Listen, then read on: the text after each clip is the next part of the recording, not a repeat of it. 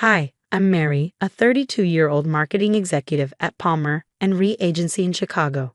Looking back now, I can't believe how blind I was to all the red flags. You're glowing today. Must be that new promotion. My colleague David said as I walked into the office that morning. Thanks, Ethan's taking me out to celebrate tonight. He says he has big news too. That was 3 years ago. Ethan Wheeler seemed perfect when I met him at a corporate event. Charming, successful, and ambitious. Within a year, we were married. He was a software developer at Thomson Tech, earning a solid salary. Our first year together felt like a dream. Weekend trips, fancy dinners, and endless plans for the future. You really hit the jackpot with this one, Mary, my sister Rachel would say. But she had no idea how quickly things would change. It started when Ethan lost his job. At first, he spent hours networking and dabbling with a gaming channel. Then came the expensive purchases. It's an investment in our future, babe. Gaming is huge right now. I could make triple what I earned at Thomson, he'd insist. I believed him. I took on extra work to cover our bills while he chased his dreams. Then I got pregnant with Lily. You're spending how much on a new graphics card? I demanded one night, staring at our drained account. You don't understand the industry. I need top-tier equipment to compete, he shot back. His mother, Patricia, chimed in. Ethan knows what he's doing. Stop pressuring him. But I wasn't blind. I could see the hours he spent streaming and the way he snapped at me over interruptions. My best friend Jessica noticed too. When was the last time he even looked at you during dinner? She asked one evening. He's just focused. His channel is gaining traction. I defended him, though the cracks in my voice betrayed me. Focused? Mary, he screamed at you yesterday because you asked about the electric bill. The night Lily was born, Ethan was in the middle of a tournament. He showed up 3 hours late, phone in hand, still streaming. Look what you made me do, he muttered as he walked in. I was about to win. Do you know how many subscribers I just lost? A week later, David found me crying in the break room. Everything okay, Mary? You seem different lately. Just adjusting to motherhood. I lied, hiding how I'd been covering Ethan's share of the mortgage for months. If you ever need to talk, he offered gently. I didn't realize then that David would become one of the few people to help me see the truth. The unraveling began the night I landed in the hospital. Postpartum complications, skyrocketing blood pressure, severe dehydration. Lily was with my mom, screaming for formula we couldn't afford because Ethan had spent our last dollar on gaming equipment. Please, Ethan, I texted from my hospital bed. Lily hasn't eaten in hours. Can you pick up formula? Can it wait? I'm in finals. $5,000 prize pool. I'm in the hospital, I replied. She needs to eat. Please. Order delivery or something. Almost at 100K viewers. My hands shook as I tried calling him, but it went straight to voicemail. Hours passed. Jessica found me sobbing in the dark, still hooked to an IV. Where the hell is Ethan? She demanded. Why isn't he answering his phone? It died. I murmured, embarrassed. He's in a tournament. Jessica's face turned red. A tournament? Your wife is in the hospital, your baby needs food, and you're gaming? An hour later, Jessica's furious post went viral. Gaming streamer abandons wife in hospital. Newborn without formula to play tournament. At Ethan Wheeler. Is this what you call family content?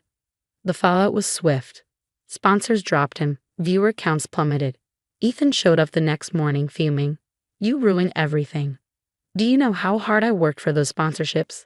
They're all gone now. Our daughter needed food, Ethan. I needed you.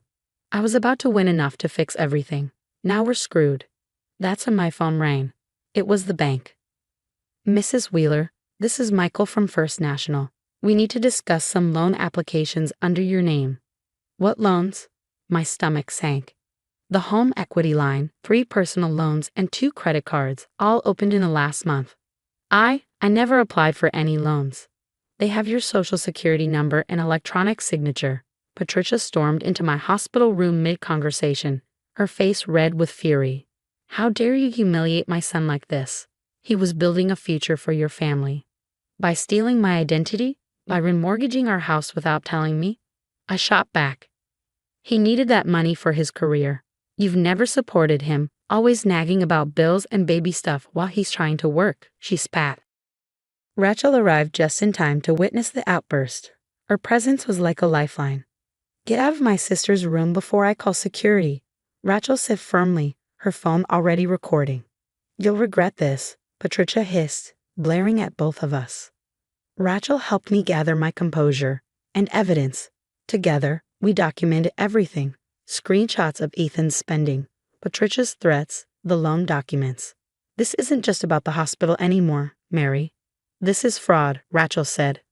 I need a lawyer, I whispered. No, Rachel replied, her tone steady. What you need is a plan, and I'm going to help you make one. Amanda Chen's office felt like a sanctuary after weeks of chaos. David had recommended her, saying she specialized in cases like mine. These aren't just gaming purchases, Mary, Amanda said, pointing to the bank statements spread across her desk. This is a pattern of online gambling, thousands of dollars spent on offshore sites. My hands trembled as I stared at the transactions, but he said it was all for equipment. Look at these timestamps.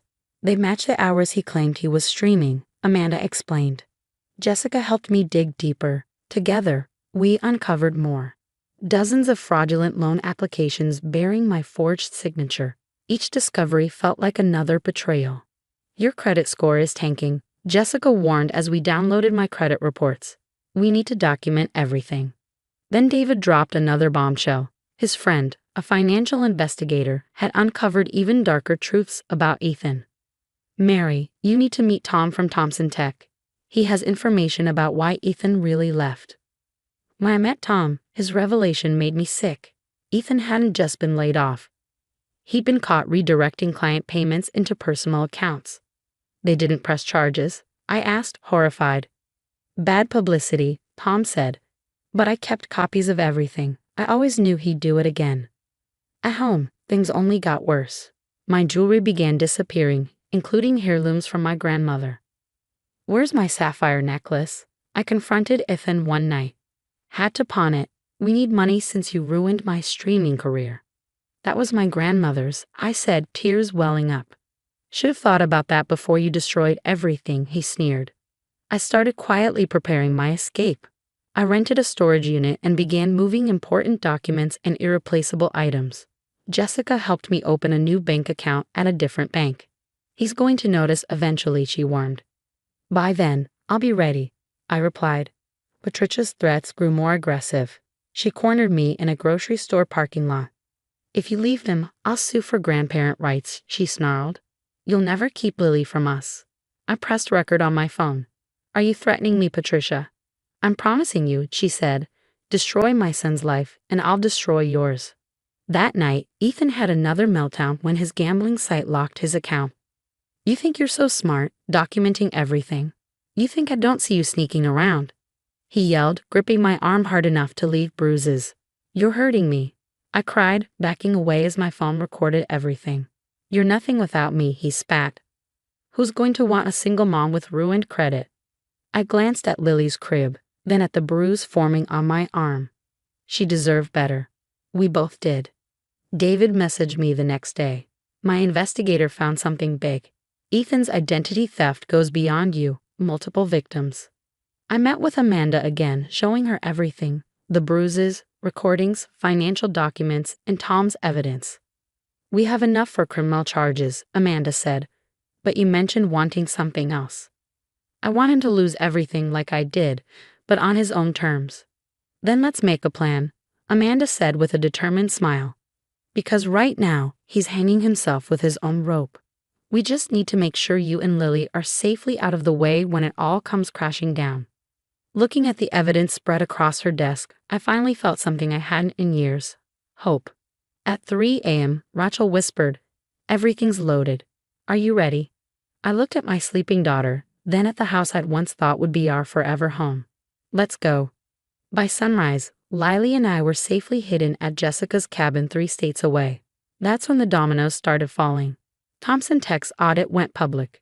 They're pressing charges for the embezzlement, David texted. It's all over the gaming forums. Ethan's desperate calls flooded my blocked phone. His final stream was a meltdown for the ages. My wife set me up. She made me look like a criminal, he shouted. His viewers weren't buying it. Someone had leaked his gambling activity logs. You stole your wife's identity while she was in the hospital. Disgusting.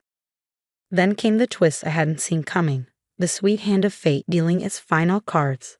It was Kevin, Patricia's other son, who exposed her. Mom's been stealing from Grandma's retirement fund to cover Ethan's gambling debts, he revealed. Patricia faced charges for elder abuse, and her carefully curated facade crumbled. Meanwhile, Ethan's streaming accounts were banned for promoting offshore gambling sites to minors. Sponsors didn't just cut ties, they sued him for breach of contract. Jessica's updates were a mix of grim satisfaction and relief. The loan sharks caught up with him. He tried hiding at Patricia's, but they found him. But I wasn't focused on their downfall.